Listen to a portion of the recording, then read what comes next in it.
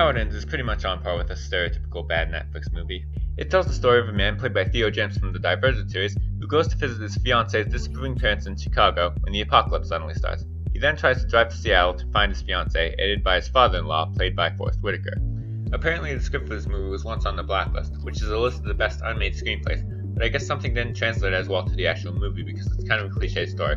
It's a common apocalypse story where the same obstacles stand in the way for them to get to their destination, which wouldn't be as bad if the two leads didn't just seem to be phoning in their performances. You may have noticed the poster pointed out Whitaker's Oscar win, but he does not bring that kind of talent to this role. However, it was still watchable for the most part, despite the feeling that I've seen it a million times before, but then the ending happened.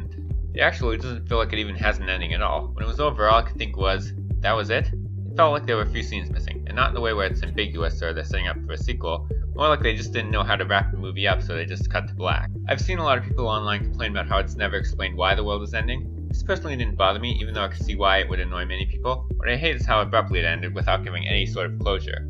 And so it could have been a 2.5-star movie, was knocked down to 2 stars by a terrible ending. A mediocre yet watchable movie ruined because it doesn't tell you, well, how it ends.